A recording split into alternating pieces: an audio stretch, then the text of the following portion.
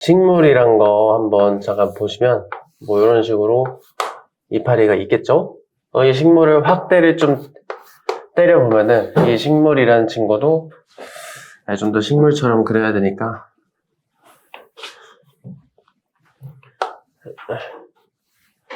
뭐 이런 식으로 구성이 돼 있는 식물 세포라는 친구가 있겠죠. 이 식물 세포를 구조를 조금 뜯어보면은 사실 이거는 책에 나오진 않는데 그냥 참고로만 알아두세요. 이 가장 겉에 있는 겉에를 세포벽이라고 부르고요. 이 안에 액체 같은 걸로 가득 차 있단 말이에요. 그 공간은 우리가 세포질이라고 부릅니다. 그 다음에 모든 세포는 가운데 보면은 이 세포를 중심을 이루고 있는 핵이라는 친구가 있어요. 일단 기본적으로 이런 구조를 띠는데 이 식물 세포에만 있는 특이한 구조가 있어요. 그거를 뭐라고 부르냐면 뭐 이런 식으로 얘를 엽록체라고 부릅니다. 그러면은 이 엽록체라는 구조에서 어떤 일이 일어나냐면 이걸 이제 위주로 배우는 겁니다. 여기 안에서 광합성이라는 반응이 발생을 하는데 이제 우리가 그 광합성이란 게 뭔지 한번 다뤄보도록 하겠습니다.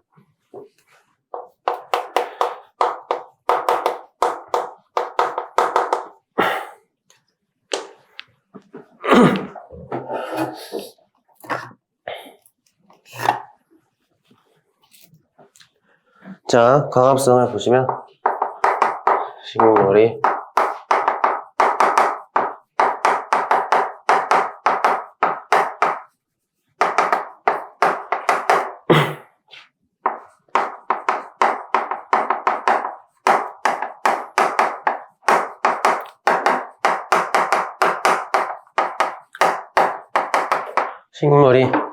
빛 에너지를 활용을 해가지고 양분 그리고 산소를 만들어냅니다. 이때 이 양분이라는 게 뭐냐면 우리 이제 그 에너지를 얻기 위해 필요한 거 있잖아요. 그거를 이제 포도당이라고 부르는데 그 포도당을 생성하는 과정이구나. 그러니까 저건 빛만 있으면 되냐? 그건 아니고요. 우리가 이제 부가적으로 필요한 게 있어요. 이산화탄소, 그다음에 물, 그리고 아까 방금 얘기했던 빛 에너지, 요거 세 개를 이용하면 우리가 양분, 이 양분이라는 포도당이라는 친구와 그리고 산소 이렇게를 만들어내는 과정을 우리는 광합성이라고 부릅니다. 그럼 각각의 재료가 지금 3개가 필요하잖아요. 그렇지? 그럼 이 3가지 재료를 어디서 수급하는지도 좀 알아두시면 좋습니다. 그럼 첫 번째는 우리 이 구조도 잠깐 그림을 좀 그려볼게. 이렇게 그려주면은 여기 이파리가 있고요. 이 이파리 속에 엽록체를 좀 크게 그려보겠습니다. 이파리 속에 있는 엽록체 이렇게 봐주시면 되는데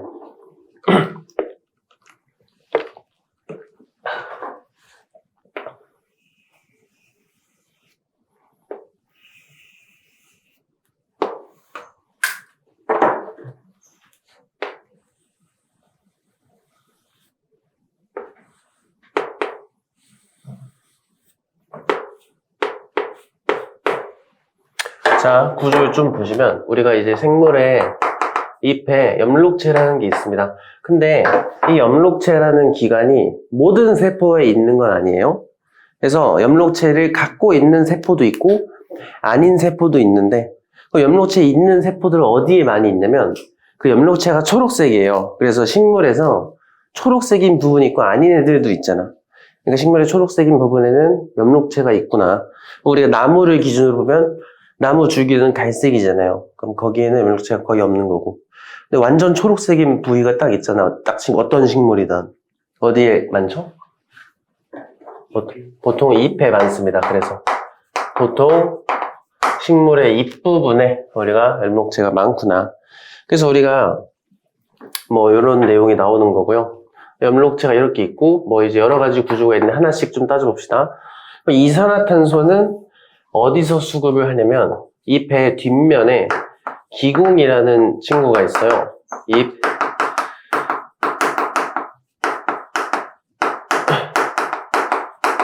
자, 이파리 뒷면에 이렇게 구멍이 숭숭숭 뚫려 있단 말이지. 그러면 이 뒷면에 있는 구멍을 통해서 기체 교환을 합니다. 그러니까 외부로 기체가 빠져나가던가 또는 들어오거나 한다는 소리입니다. 그럼 우리가 광합성을 할 때 이산화탄소가 필요하잖아요. 그래서 이 이산화탄소는 이 기공을 통해서 이산화탄소를 수급을 해주는구나. 이렇게 봐주시면 좋을 것 같아요. 문제 있어? 두 번째, 물은 어디서 가져오냐? 우리가 아시다시피 뿌리를 통해서 흡수를 합니다. 그래서 이렇게 식물의 뿌리를 통해서 물이 흡수가 되는데 이파리까지 전달을 해줘야 되겠죠? 이때 이 이파리까지 전달해주는 통로가 있습니다. 이 줄기 가운데 보면은 물관이라는 부위가 있단 말이에요. 물관. 아이고. 이 물관이란 곳이 이제 물이 이동하는 통로가 됩니다. 그래서 뿌리에서 들어온 물이 물관을 통해 이동하는데 좀 더 자세한 과정을 보여드리면 우리가 뿌리에서 물관 그리고 인맥이라는 곳으로 갑니다. 근데 이 인맥이 뭐냐면 그 이파리 뒤에 보면은 이거 알아요? 이거? 이런 거 알아요? 이파리 있는 가지 같은 거 있잖아. 요거를 인맥이라고 그럽니다. 그러니까 얘가 줄기랑 연결이 된 거지. 그래서 여기 밑에 줄기 물관 따라 들어온 물이 일로 들어가서 인맥으로 가면은 인맥에서 이제 세포들 안에 있는 엽록체로 물을 공급해 주는구나. 이렇게 봐주시면 됩니다. 그래서 물은 물관을 통해서 수급을 하는 거지. 마지막으로 빛 에너지, 이것도 필요한데요. 이 친구 같은 경우는 이 엽록체 안에 또 특별한 세포가 있어요. 엽록소라는 초록색을 띠는 세포가 엽록체 내부에 있습니다. 그래서 사실 엽록체가 초록색인 이유는 초록색깔 세포인 엽록소 때문에 초록색을 띠는 겁니다. 이 엽록소는 엽록체 안에 있는 거예요. 그때 얘가 하는 일이 뭐냐면 얘는 태양빛을 흡수하는 성질이 있습니다. 그래서 엽록소가 햇빛을 흡수해주니까 우리가 광합성이 필요한 세 가지 재료를 전부 다 수급을 하는 거죠. 그럼 이렇게 만들어 놔서 나온 결과물이 뭐냐면 첫 번째 양분입니다. 얘는 이제 우리가 에너지원으로서 활용을 할 수가 있는 거죠. 에너지원으로서. 그래서 우리가 밥을 먹으려면 밥을 먹으면 에너지를 얻을 수 있잖아. 그 에너지 갖다가 생명을 유지하는 건데 기본적으로 1차 형태는 포도당이라고 보시면 됩니다. 두 번째는 산소인데요. 이 산소도 생물이 살기 위해서 꼭 필요한 거잖아. 그렇죠? 그래서 산소의 경우는 일부는 자기가 사용을 합니다. 왜냐면 얘도 지 스스로도 살기 위해서 산소가 필요하단 말이야. 식물도 숨을 쉬어야 됩니다. 산소가 필요하다고 보시면 되고요. 나머지는 자기가 쓸 거 쓰고 남는 거 있잖아. 나머지는 이제 기공으로 배출이 된다고 보시면 됩니다. 그래서 광합성을 통해서 만들어진 산소가 이제 기공으로 나가니까 이 산소 가지고 다른 생물들이 호흡하는 데 사용할 수 있겠죠? 왜냐면 다른 식물은 뭐 자기가 만들어서 쓴다고 쳐도 동물들은 광합성 할 수 없으니까 얘네들은 뭐 동물이라던가 아니면 또 다른 식물 급하게 필요할 수도 있겠죠? 그런 애들이 호흡하는데 사용하는구나. 이렇게 봐주시면 됩니다. 그리고 책에는 없는데 그 O2 교재 보면은 물관 옆에 보라 색깔 통로 보여요? 이 친구는 사실 뒤쪽에 나오는 내용인데 시험 범위는 포함 안 되는데 그냥 제가 참고로만 설명드리겠습니다. 여기 제가 주황색으로 그려놓은 거 이거는 채관이라고 부릅니다. 그래서 채관은 뭐냐면 우리 만들었잖아요. 양분, 포도당. 그래서 양분이 이동하는 통로구나. 이 정도만 봐주시면 됩니다. 괜찮나요?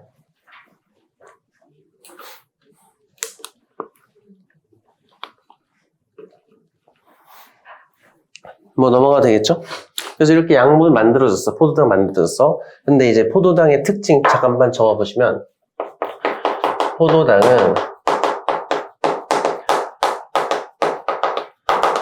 생성 후에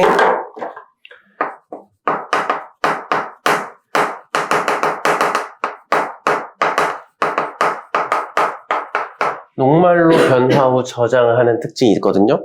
자, 이거는 왜 이렇게 되는 거냐면 우리 일단 포도당이랑 녹말이 뭐가 다른지 아시나요?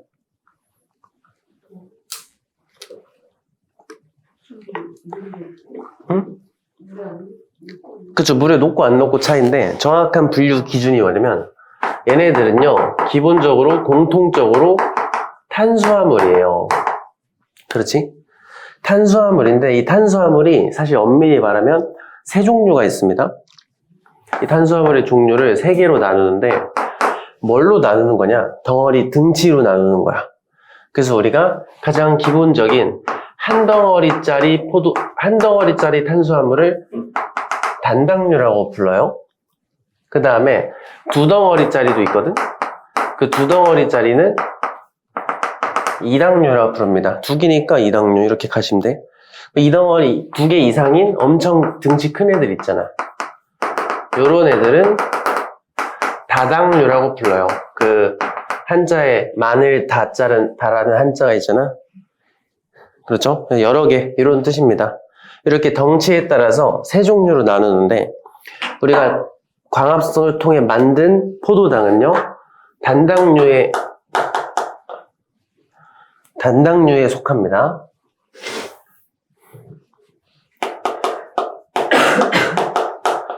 근데 이걸 굳이 왜 이렇게 바꾸냐? 이 포도당은 덩치가 작고요. 무슨 특징이 있냐면 물에 잘 녹아. 전 물에 잘 녹으면 어떤 문제가 생기냐면 물에 휩쓸려요. 왜냐면 잎이라는 곳은 물관이랑 연결되어 있기 때문에 지속적으로 물이 왔다 갔다 하잖아. 그 힘들게 만들어놨던 포도당이 거기에 쓸려서 떠내려가 버리면은 만드는 의미가 잊어버리는 거랑 똑같잖아.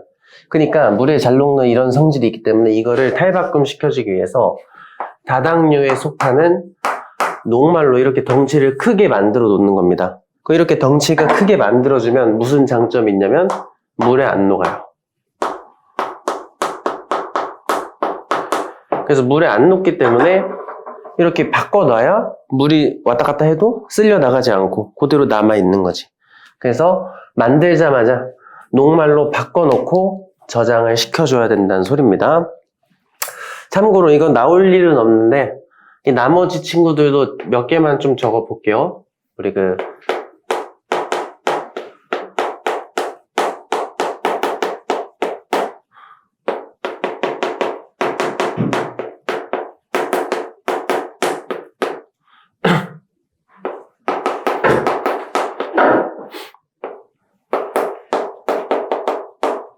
뭐 이렇게 있는데 파란색으로 쓴 거는 아마 시험에는 나올 일은 좀 적긴 합니다. 근데 원래는 요 정도의 종류가 있어요. 근데 이제 이당류의 설탕이라는 친구가 원래는 그 광합성 뒷파트에 나와요. 근데 시험 범위가 본의 아니게 빠져가지고 참고 정도로 알아두시면 좋을 것 같아.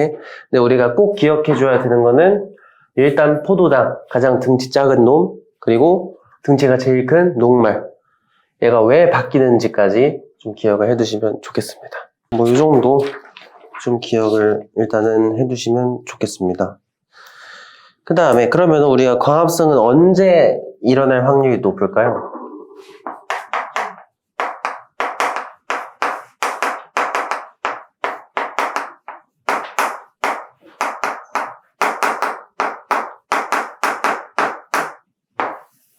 언제쯤 활발하게 할까요, 여러분? 그렇죠. 낮에. 왜냐면 햇빛이 있어야 되잖아요. 햇빛이 있을 때만 가능하기 때문에 낮에 좀 활발하고요. 어디서 한다고요? 염록체에서. 염록체라는 부위에서 진행을 좀 하는 겁니다. 그럼 이 광합성이 언제 활발하냐? 보통 세 가지 조건을 따집니다. 조건을 세 가지 정도 따지는데 첫 번째는 빛이에요. 빛. 이렇게 쓰면 안 되지. 빛의 세기, 광합성량. 우리가 빛이 강할수록 광합성이 좋아져요. 그렇죠? 근데 어느 수준 이상으로 빛이 세지면 계속 세지는 게 아니고 한계가 있어. 이렇게 그래프에 한계가 나오는구나. 이렇게 좀 기억해 두시면 됩니다. 그 다음에 두 번째 조건은 이산화탄소 농도입니다. 요거는 이게 강해진다는 건 뭘까요? 재료가 많은 겁니다. 사실 빛도 재료가 많아지는 거, 빛이 많아지면은 재료가 많아지는 거잖아. 같은 이유로 이산화탄소가 농도가 짙다는 건 재료가 많다는 겁니다. 이것도 마찬가지야. 처음에는 재료가 많으면 같이 올라가요.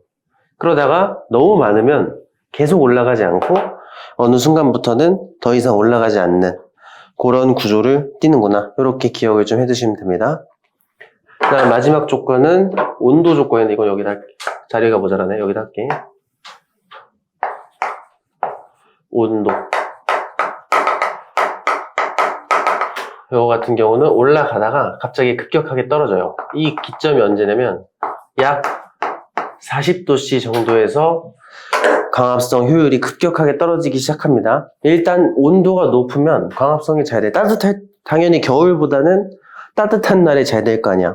근데 너무 뜨거우면 안 된다는 거예요. 그 이유는 뭐냐면 이것도 참고로만 알아두시면 이 40도라는 게 넘어가면은 단백질이 변성이 되는 온도가 40도입니다. 그러니까 이런 거야. 고기입니다. 우리 고기 먹을 때도 내가 손으로 고기 잡고 있으면 고기 익어요? 아니잖아. 그럼 고기가 익기 위한 최소 온도가 40도예요. 단백질이 익는 온도. 근데 식물도 고기는 아니지만 단백질이 약간 포함이 되어 있습니다. 그래서 40도가 넘어가면은 그 단백질에 문제가 생기는, 단백질이 이제 단백질이 아니게 되는 거죠. 그러면은 광합성에 문제가 생긴다는 뜻입니다. 사람은? 사람이 또 환경에 있으면 어떻게 돼요? 힘들죠. 그래서 그러니까 그 바깥 기온 말고 체내 온도가 중요해요. 근데 우리 열 날 때 38도 나면 어때? 아프지 않아요? 근데 40도 가면 죽을 수도 있거든요. 그것도 같은 이유입니다. 체내 온도가 40도가 중요해. 바깥 기온은 40도도 괜찮죠. 그 체내 온도가 중요합니다. 어쨌든 이렇게 온도가 너무 올라가면 이런 이유로 광합성 효율이 급격하게 떨어진다. 근데 나머지 애들은 올라가다가 일정해지는 거. 근데 얘만 그래프 모양이 좀 다르다는 거를 기억 위주로 기억을 해두시면 좋겠죠. 넘어가도 될까요? 네.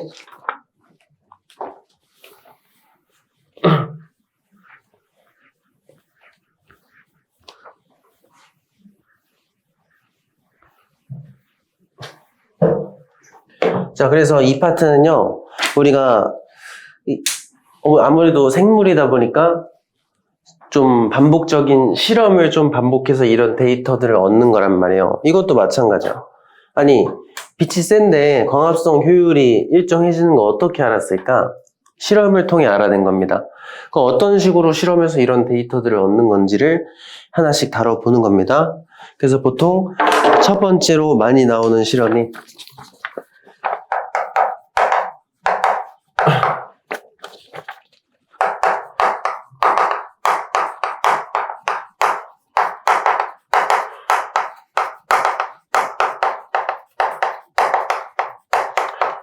광합성에 필요한 게 뭐뭐뭐 있는지 확인하는 실험이 됩니다. 그래서 우리가 보통은 요렇게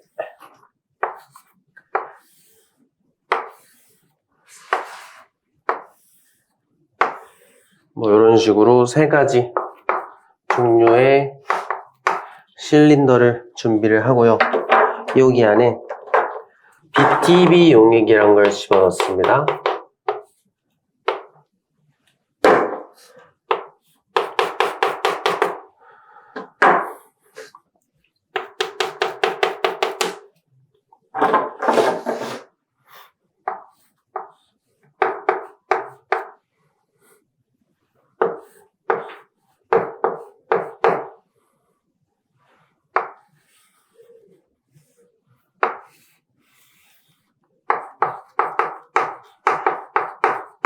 자, 그럼 우리가 일단은 BTB 용액이 뭔지는 알아야 되겠죠?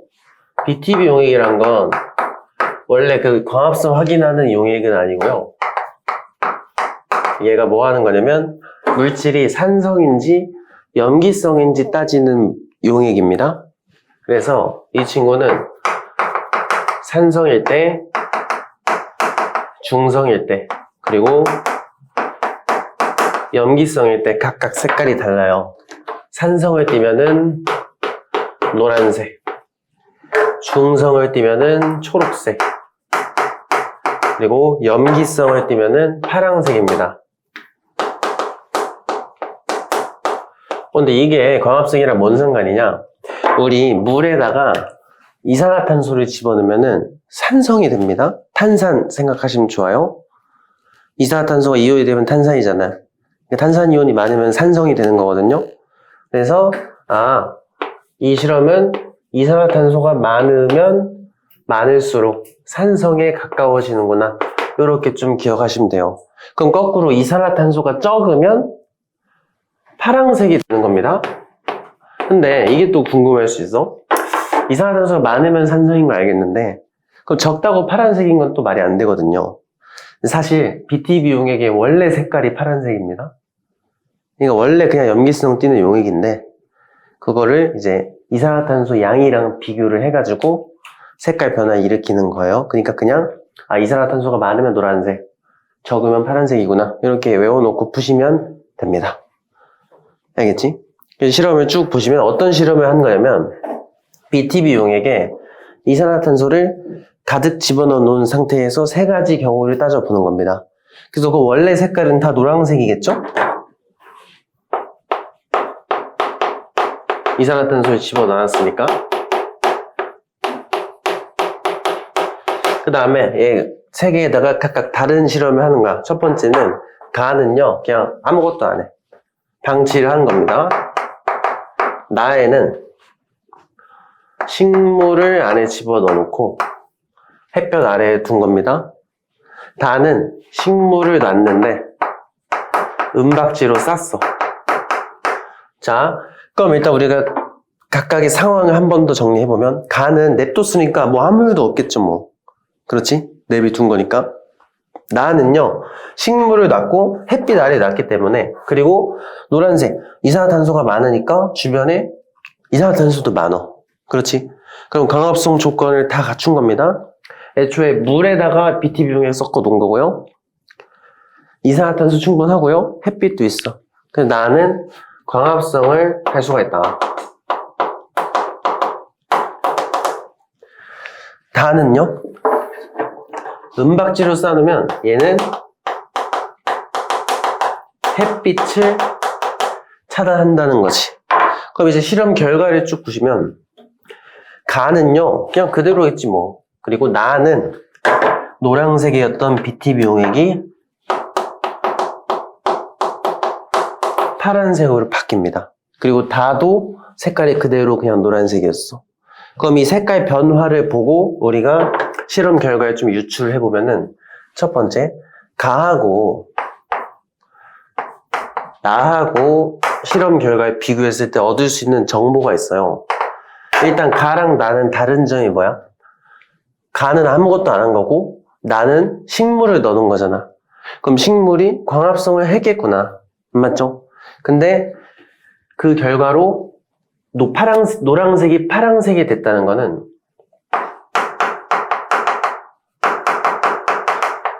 이산화탄소를 소모를 했다는 거거든요. 그렇지? 이거는 산소하고는 연관없어. 이산화탄소가 적어졌다는 것만 알 수 있는 겁니다. 그래서 결론적으로 가랑 나를 비교했을 때 우리가 알 수 있는 정보로는 광합성을 할 때 이산화탄소가 필요하구나. 이거를 알 수가 있는 겁니다. 맞아요. 왜냐면 나에서 이산화탄소가 있다가 없어졌잖아.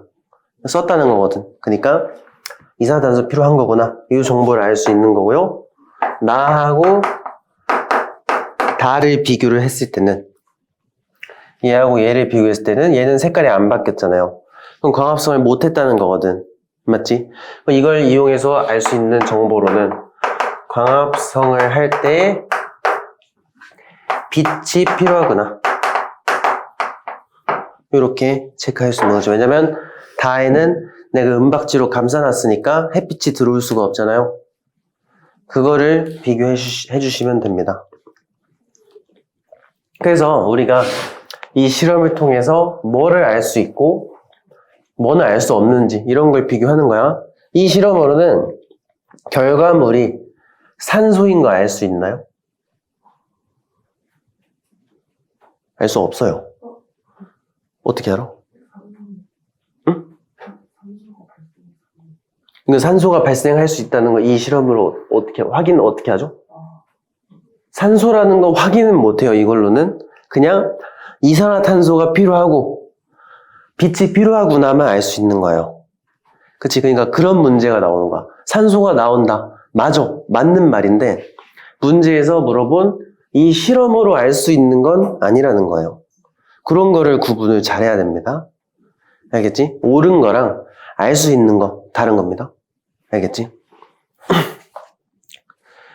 넘어가도 될까요? 그럼 우리가 방금 얘기했던 산소는 어떻게 확인하나요? 이런 걸로 확인해요. 실험 2 해가지고 검정말 실험 나오는데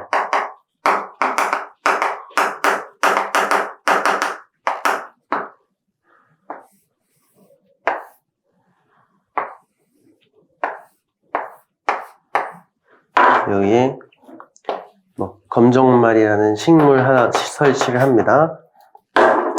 그죠? 얘도 관을 쭉 달아놔. 이렇게 달아줍니다. 자, 그리고 여기다가 이제 빛을 막 쏴준단 말이에요. 여기다 이제 LED 같은 전구를 설치해가지고 빛을 쏴주고요. 여기 용액에는 1%짜리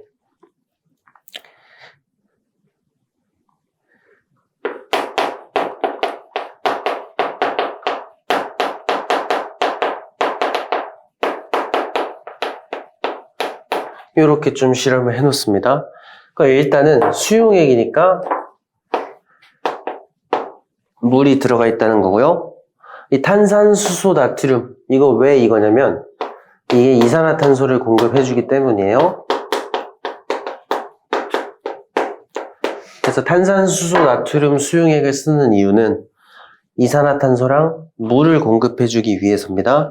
그 다음에 여기 전등을 달아놨기 때문에 우리가 빛도 공급이 되는 거죠. 그래서 이제 광합성을 할 거 아니야, 얘가?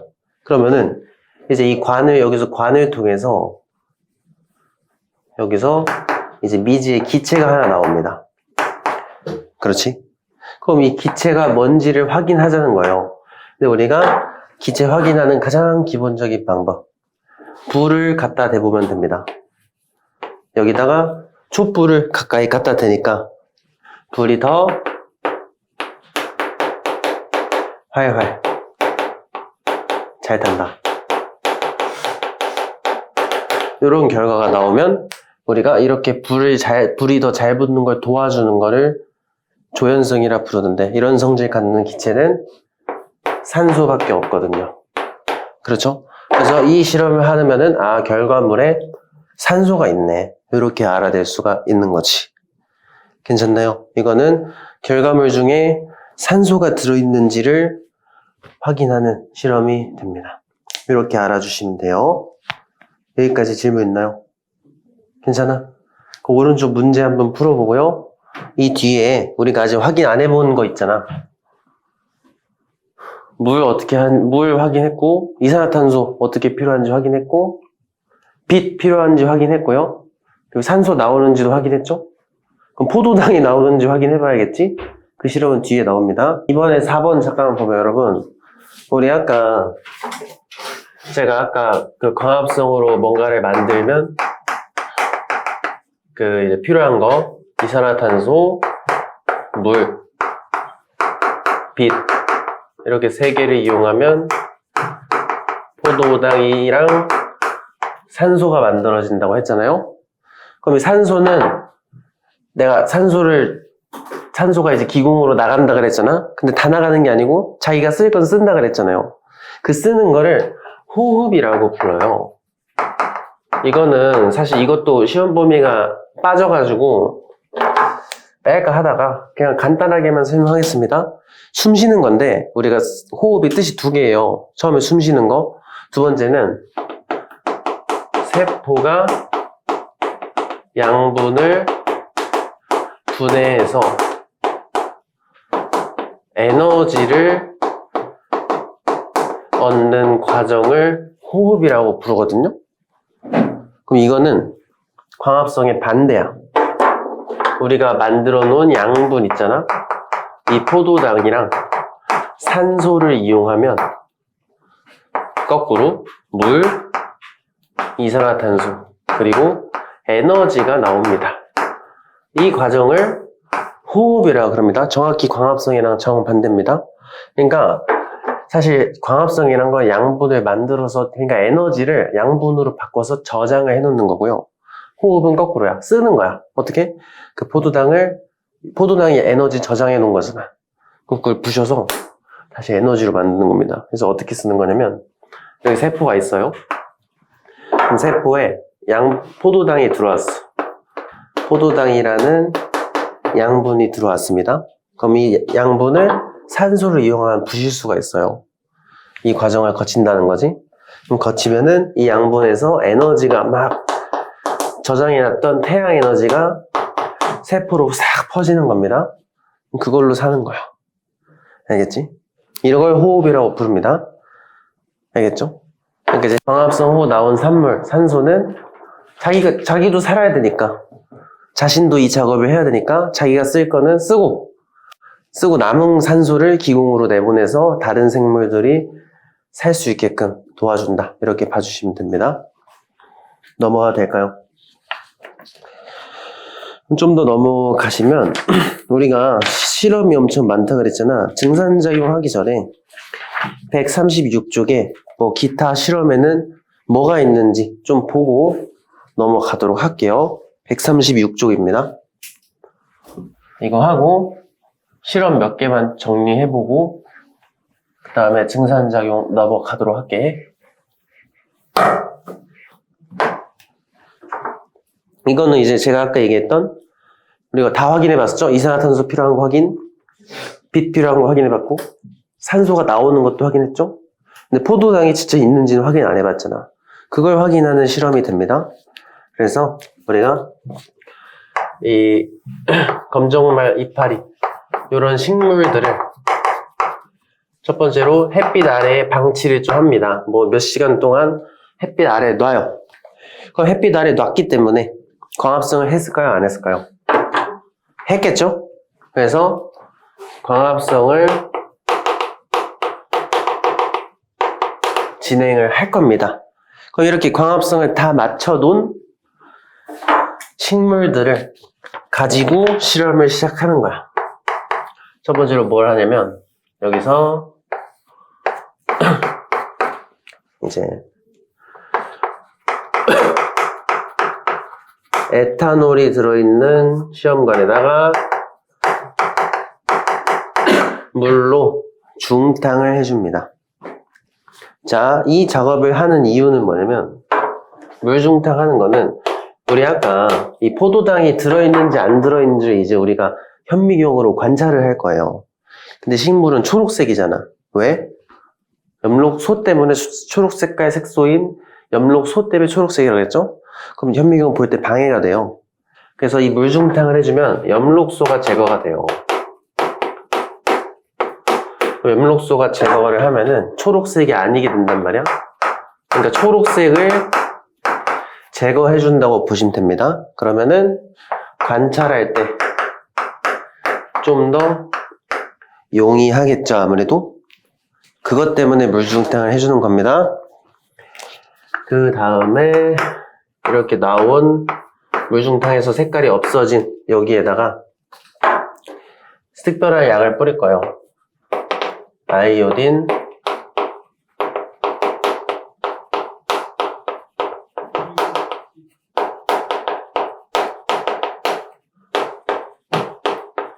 자, 아이오딘과 칼륨 용액을 떨어뜨려요. 그럼 이걸 왜 떨어뜨리냐면 이 용액이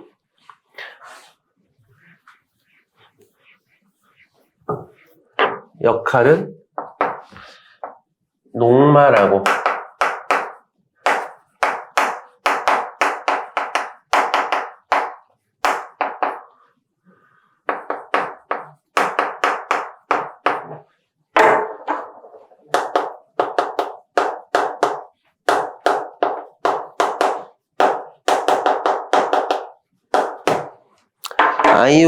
아이오딘과 칼륨 용액을 녹말에 떨어뜨리면 이 용액 색깔이 청람색이란 살짝 남색 비슷한 색깔로 바뀌어요. 알겠지? 그러니까 이제 녹말이 들어있는지 안 들어있는지를 확인한다는 뜻입니다. 이렇게 뿌려놓고, 그럼 이제 녹말이 염색이 됐을 겁니다. 그럼 이걸 이제 관측을 하는 거야. 현미경 갖다가. 현미경으로 보면은 막 이렇게 세포들이 있단 말이야. 뭐 이런 식으로 세포가 있는데 여기에 청람색으로 보이는 친구들이 검출이 된단 말이야. 청람색. 그럼 얘네들이 뭐야? 녹말입니다. 그렇죠? 그러니까 우리가 이 실험을 통해서 광합성하고 여기서 최초로 이 물중탕 하기 전에 이미 광합성 다 끝내놓은 거잖아. 얘네들이 광합성해서 진짜로 녹말 만들었네. 녹말 어떻게 만들어졌겠어? 포도당이 합쳐져서 녹말 상태로 저장하고 있는 중이구나. 이렇게 돼서 광합성 결과물로 녹말 만들어지네. 이렇게 확인할 수 있는 실험이 되겠습니다. 이거는 그냥 역할이 뭐냐면 녹말을 검출하는 약이에요. 그러니까 녹말이 있는지 없는지 확인할 때 쓰는 용액입니다. 그래서 이걸 뿌렸을 때 만약에 녹말이 있어? 그럼 색깔이 청람색으로 바뀌어요. 녹말이 없으면 색깔이 안 바뀌어. 그러니까 이걸 뿌림으로써 진짜 녹말이 있나 없나를 확인하는 겁니다. 근데 뿌렸더니 청람색으로 바뀌었어. 녹말이 있다는 거잖아. 광합성 결과물로 녹말이 있네. 이렇게 나오는 겁니다. 괜찮니? 참고로 포도당은 확인 못하고 녹말만 확인할 수 있어요. 뭐 어쨌든 이렇게 1%짜리 탄산수소 나트륨 수용액 뿌리는 이유는 이산화탄소를 공급해주기 위해서 집어넣는 겁니다. 그 다음에 이 시금치 조가리가 안에 공기가 들어있어서 살짝 부풀어 있거든요. 그 공기를 빼주는 작업을 해주는 겁니다. 공기를 한번 싹 빼주고 납작하게 만들어 놓는다는 거예요. 그 이유는 뒤에 나옵니다. 그래서 이제 이 실험을 하면서 여기다가 이 1%짜리 탄산수소 나트륨 수용액 집어넣고 여기에 납작한 시금치 잎 조각을 가라앉혀 놓은 다음에 여기에다가 전구를 LED를 이용해서 전구로 빛을 쏴 보내줍니다. 그렇죠? 그럼 우리가 여기 안에 지금 재료 다 포함되어 있나 봐봐. 이산화탄소, 탄산수소 나트륨 용액이 공급해줬겠죠? 근데 수용액이니까 물도 같이 공급이 됐을 거고 빛까지 공급이 됐으니까 광합성을 하겠지. 그럼 이제 광합성을 하면서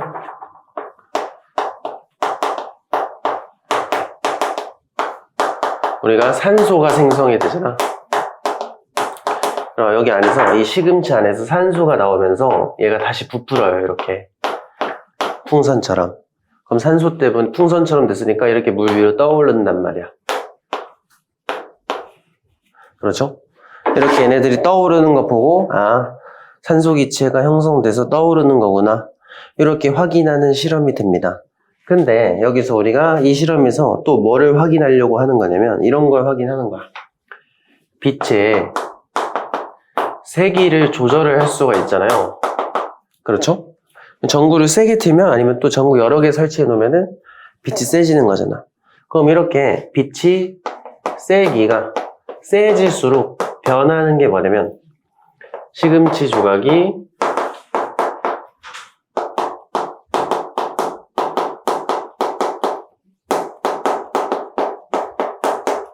점점 짧아지게 됩니다. 뭐 예를 들면 처음에는 전구 하나만 있을 때는 한 60초 걸렸어. 근데 두 개 달아놓으니까 40초로 줄었어. 왜요?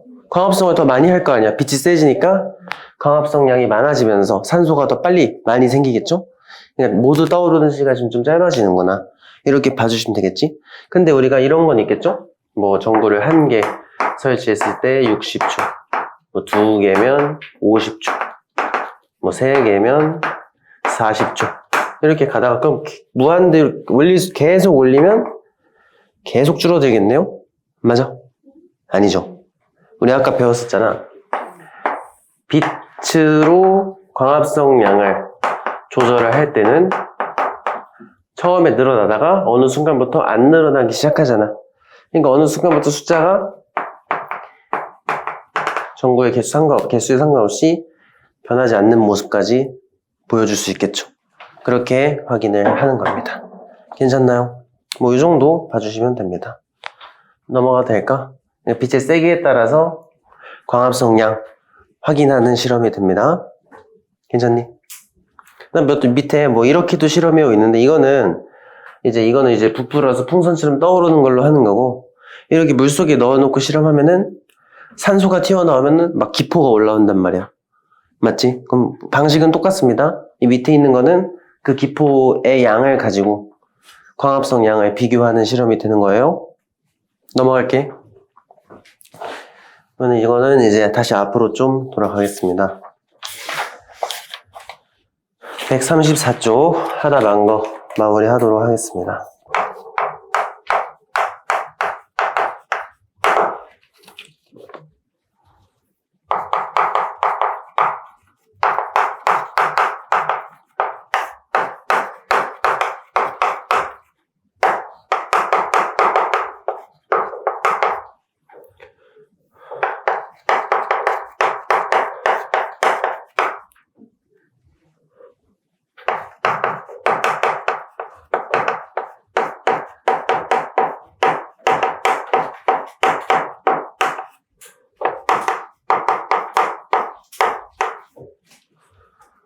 자, 한번 봅시다. 우리가 이파리에는 이파리 뒷면에 기공이라는 친구가 작용을 했었죠. 근데 이 기공의 주요 역할은 식물체 내부와 외부에 기체가 왔다 갔다 하는 용도가 됩니다. 그래서 광합성 할 때는 산소랑 이산화탄소가 왔다 갔다 했었죠. 근데 이제 물도 우리가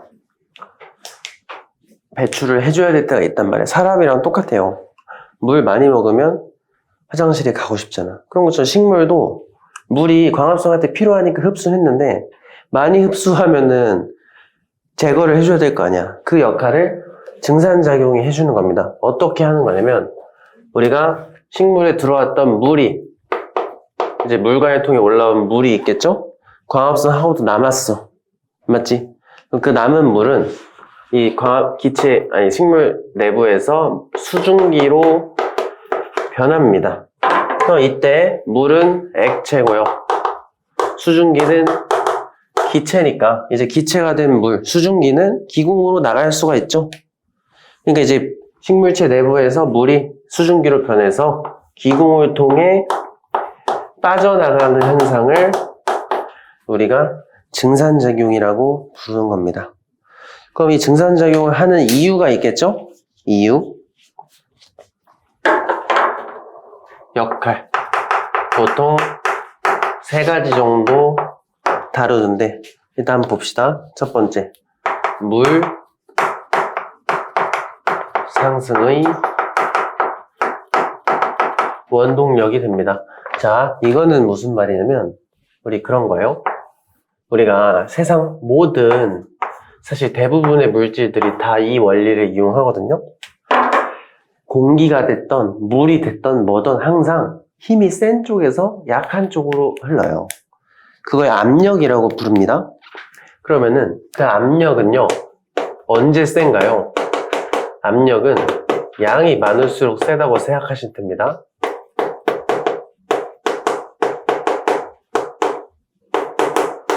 자, 그러면 우리가 뿌리 쪽, 여기 뿌리가 있을 거 아니에요? 이 뿌리 쪽에 있는 물이랑 이파리 쪽에 있는 물.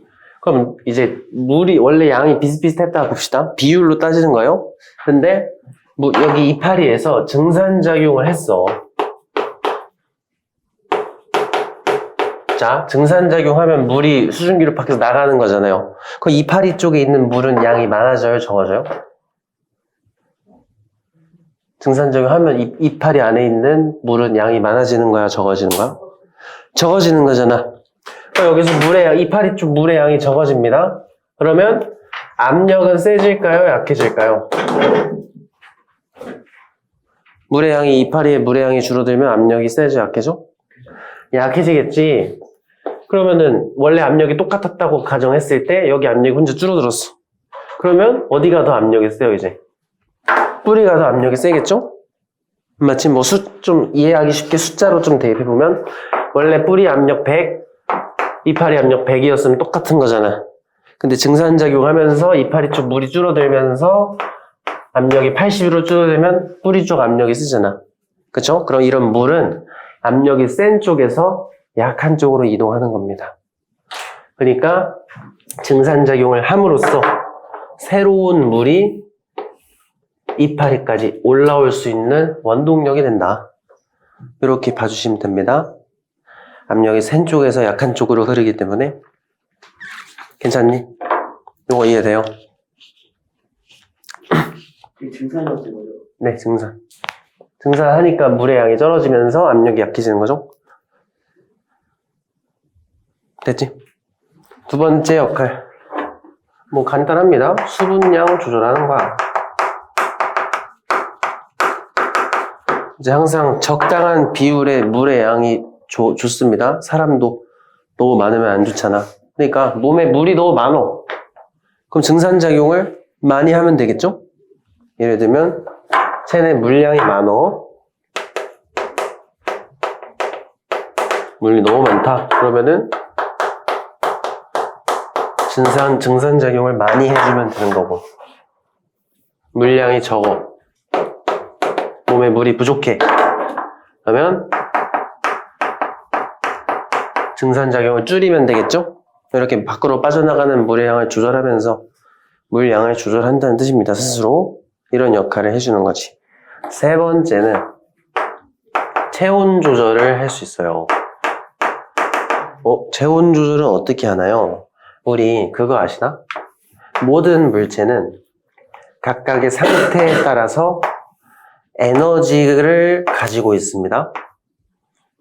근데 똑같은 종류의 물질이라면 에너지가 고체가 가장 적고요.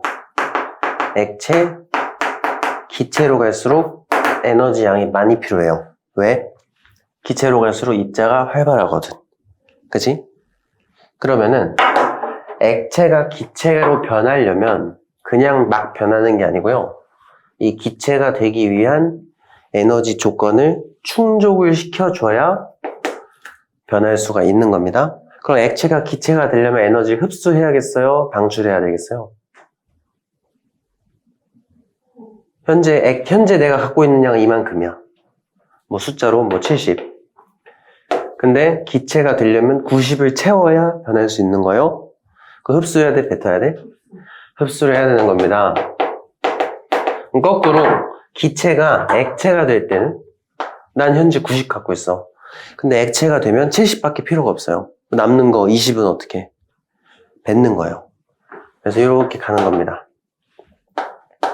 자, 그러면 우리 증산과정 할 때 뭐 한다? 물이 수증기로 바뀌는 거잖아. 이때 에너지를 흡수해야겠어요? 뱉어야겠어요? 흡수를 해야 되겠죠? 그래서 물이 에너지를 흡수를 한단 말이야. 그렇지? 그럼 어디서 흡수할까? 우리가 이파리 공간 한번 볼게. 이렇게 입 내부에서 얘가 물이야.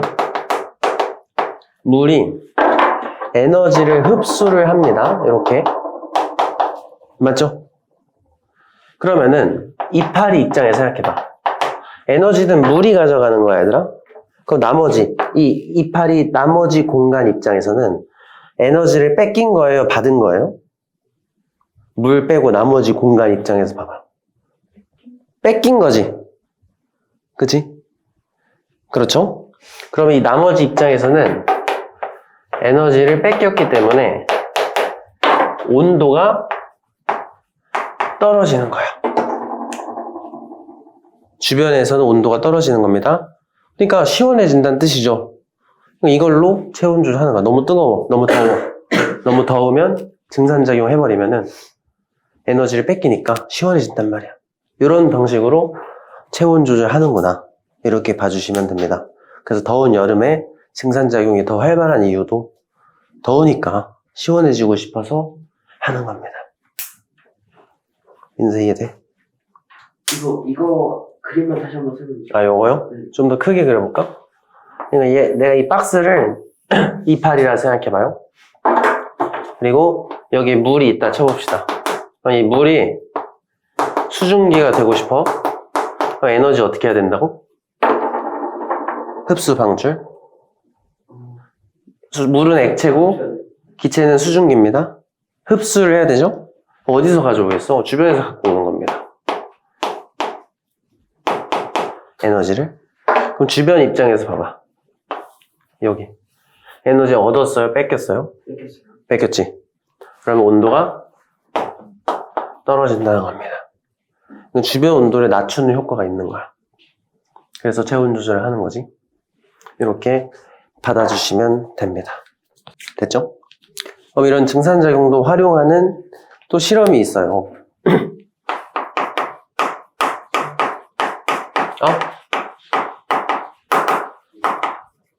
뭐라고? 중간에 있는 실험 잠깐 설명하고 넘어가도록 할게요. 이거는 이제 증산작용 활용하는 건데, 이게 증산작용 하면은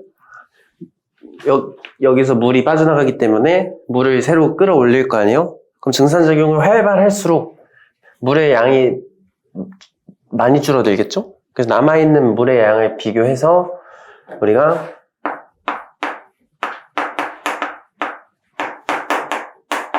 이걸 비교하시면 우리가 누가 증산작용을 가장 많이 한지를 체크할 수 있는데, 실험 결과부터 보면은 요 순서대로 남아있는 물의 양이 많습니다. 그러면 증산작용은 누가 제일 많이 한 건가요? 이거는 이제 물의 양이 많이 줄어든 놈이 가장 많다. 나가 증산작용을 제일 많이 했고, 그 다음이 그 다음이 가가 되는 겁니다. 이렇게 우리가 일단은 체크를 할 수 있는 거고요. 좀 더 세부적으로 알아볼 수 있는 거 쭉 보시면, 일단은 여기 겉에 식용유를 올리거든요. 이 식용유를 그냥 올려놓는 이유 정도만 알아두시면 됩니다. 이거는 물의 증발을 방지하려고. 왜냐면 물이 증발해버리면 실험이 제대로 안 되겠죠? 왜냐면 물이 얼마나 줄어드는지 체크하는 실험인데, 증발까지 해버리면은 실험의 정확도가 떨어지잖아. 그래서 식용유는 그래서 깔아놓는다고 보시면 됩니다. 그럼 우리가 가를 통해 알 수 있는 거는, 가는요, 물이 거의 안 줄어들어요. 물의 양이 변화가 없다. 그럼 우리가 알 수 있는 거, 가가 뭔데? 이파리를 다 뜯어놨어. 그렇지? 그러니까 증산작용은 하는 장소가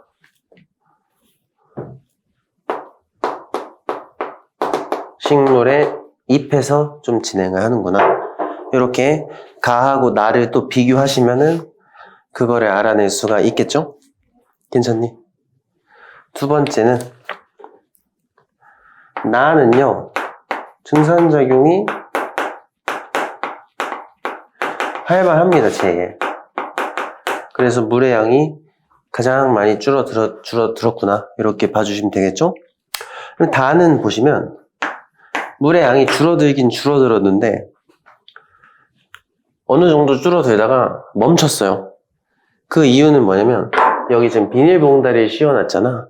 우리가 이런 거 좀 해보시면 알겠지만 좀 습하면은 막 컵 같은 거 막 겉에 막 물방울 같은 거 맺히잖아요. 그러니까 여기서 지금 얘도 처음에는 증산작용을 했을 거예요. 그래서 여기 수증기가 나오기 시작하겠죠?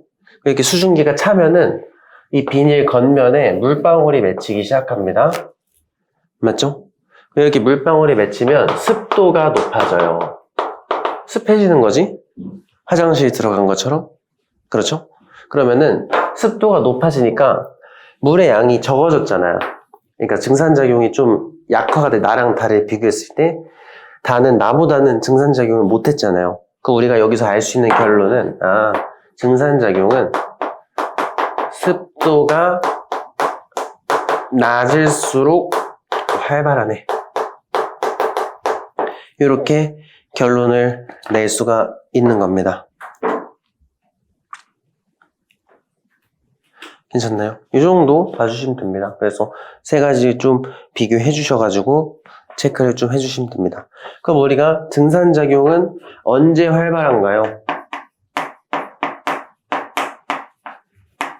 그 조건까지 기억을 해 두시면은 첫 번째로 빛 셀 때, 온도 높을 때, 바람 잘 불 때, 마지막으로 습도 낮을 때입니다. 이렇게 기억하시는데 그냥 간단하게 빨래 언제 잘 마를지 생각해 보면 좋습니다. 빨래 잘 마르는 조건이랑 비슷하기 때문에 햇살 강하고 더울 때, 그리고 바람 잘 불 때, 비 오는 날 빨래 안 하잖아. 그렇지? 빨래 잘 마르는 조건이랑 똑같구나. 이렇게 봐주시면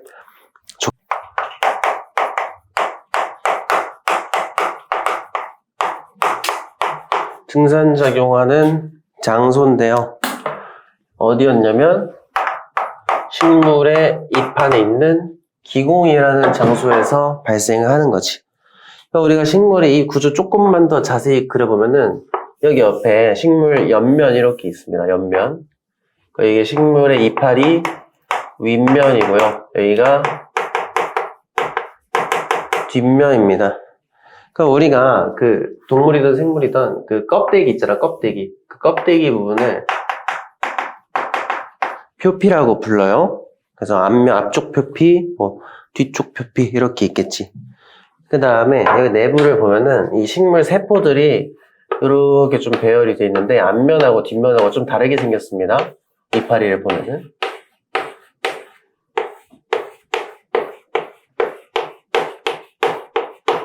이런 식으로 되어 있는데요. 이때 이 식물 이파리 위쪽에 보면 좀 빽빽하게 되어 있는 저런 세포층을 뭐라고 부르냐면 이 이름 정도만 알고 계시면 돼. 책상 조직이라고 부릅니다. 책상 조직. 근데 이 책상 조직이라고도 부르고 울타리 조직이라고도 부르기도 합니다. 똑같은 뜻이에요.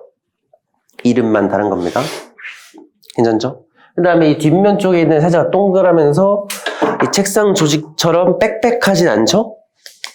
요거는 뭐라고 부르냐면 해면 조직이라고 불러요.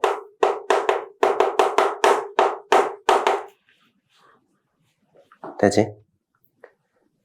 그 다음에 이쪽 보면은 우리 여기 책에 있는 이렇게 돼 있는 약간의 기둥같이 생긴 거 있잖아. 이거 인맥입니다.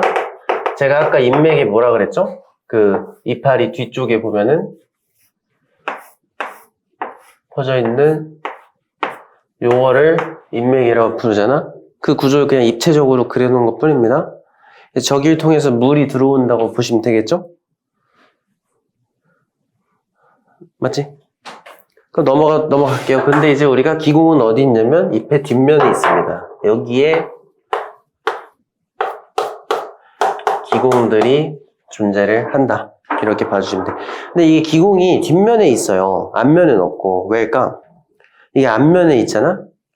햇빛을 너무 세게 받아가지고 그 기공을 통해 햇빛이 들어갈 거 아니에요. 그러면 물이 다 말라버립니다. 그래서 그걸 피하기 위해서 기공은 보통 뒷면에 많다는 겁니다.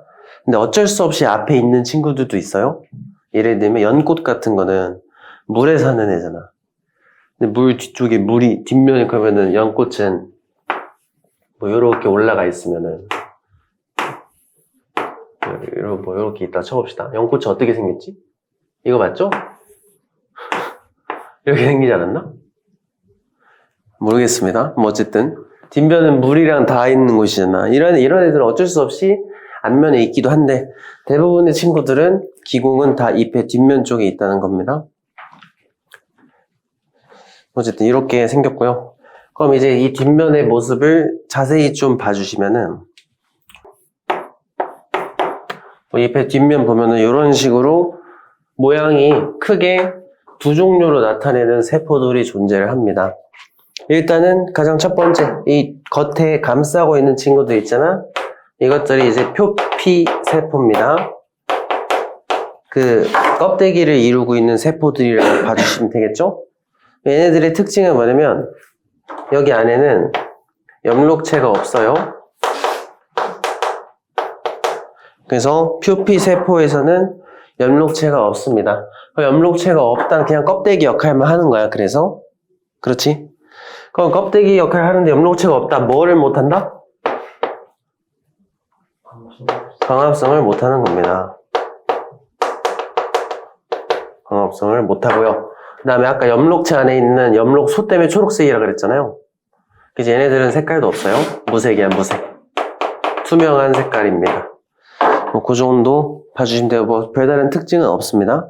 그럼 이 특이하게 생긴 이 친구 있잖아. 이렇게 생긴 애를 공변세포라고 불러요. 이거 좀 명란젓처럼 생긴 거 있잖아요. 이렇게 생긴 두 쌍을 공변세포라고 부르는데 이 공변세포가 역할이 뭐냐면 일단 기공이 둘러싸여 있는데요. 기공에 둘러싸여 있는 게 공변세포인데 사실 얘가 그냥 기공을 만드는 겁니다. 어떤 식으로 만드는지는 좀 이따가 설명을 드릴 거고요. 일단 기본적으로 다른 점이 뭐냐면 얘는 엽록체가 있어요. 이 친구는 엽록체가 존재를 하기 때문에 초록색이고요. 광합성이 가능하다.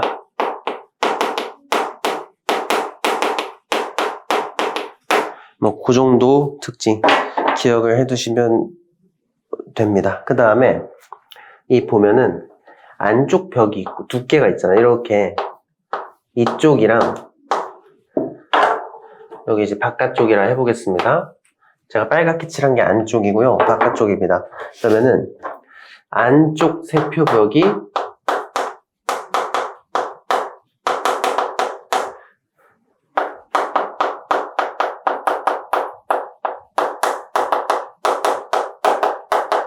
두껍다. 이 특징도 좀 기억을 해 두셔야 됩니다. 그래야 이제 우리가 어떻게 증산작용하는지 알 수 있거든요. 괜찮죠? 제가 빨갛게 칠한 게 안쪽이에요. 표시해줄까? 이게 안쪽이고 여기가 바깥쪽입니다.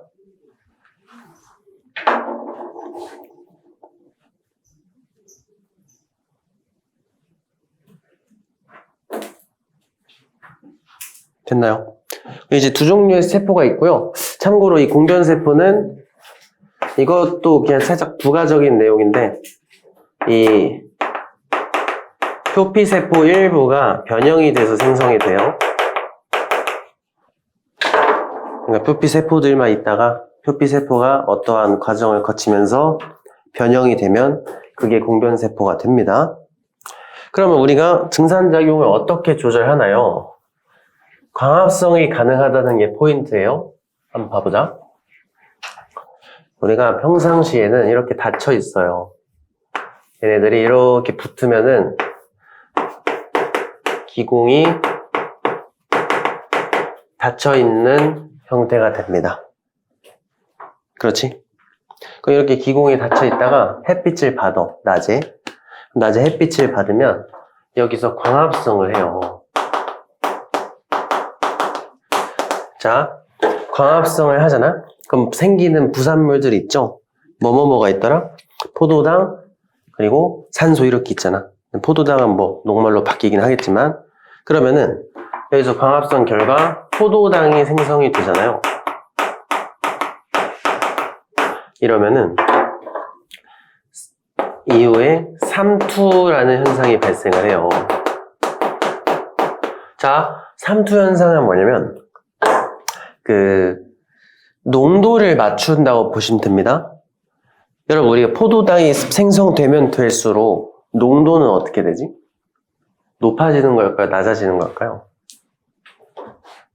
포도당이 생성되면 농도가 높아지는 거죠? 맞지? 그럼 이 삼투는 농도를 줄이기 위한 거야. 근데 우리가 농도를 줄이는 방법이 두 가지가 있습니다. 첫 번째, 포도당을 빼는 거. 두 번째는 물을 추가하는 거. 그렇죠? 쉽게 생각하면 이렇게, 그럼 삼투는 뭐 하는 거냐면, 물을 추가하는 현상입니다. 그러니까 우리가 부대찌개 같은 거 먹다가 짜면 물 붓잖아요. 그거랑 똑같다고 보시면 됩니다.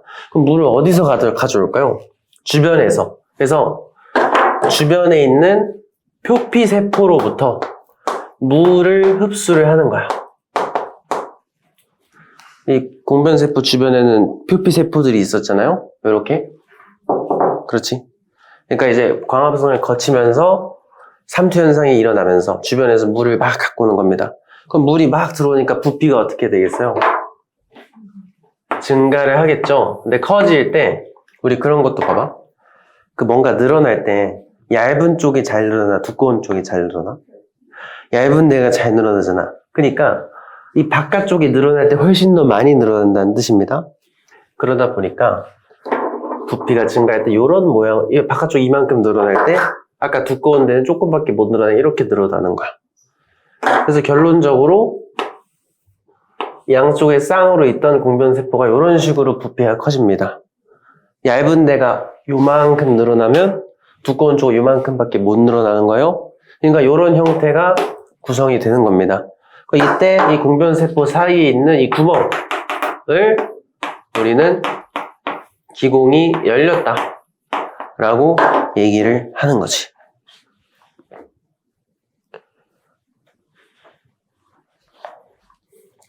괜찮나요?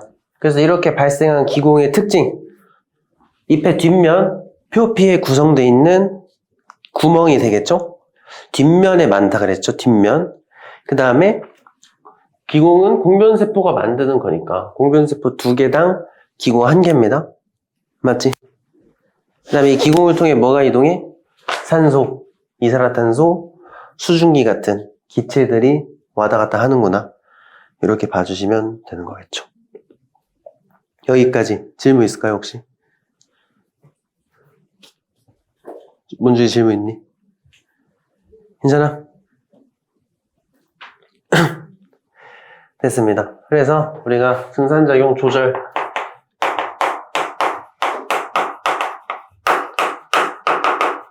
이런 거 좀 보시면 일단 기공이 열려야 되겠죠?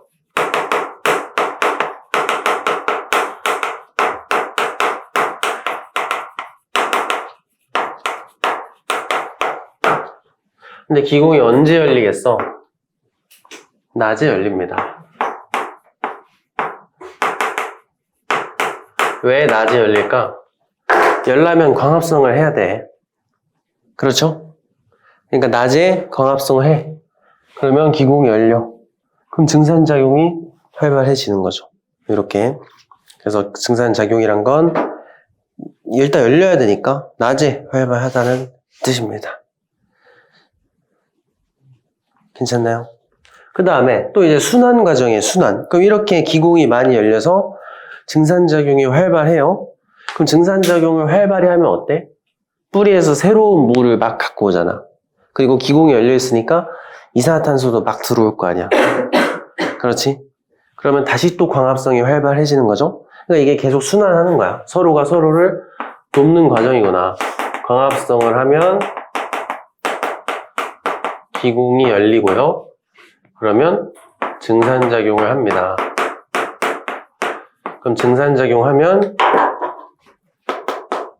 새로운 물 들어오겠죠? 증산작용 역할 중에 물 상승의 원동력 역할이 있으니까. 두 번째는 기공이 오픈되면 새로운 이산화탄소를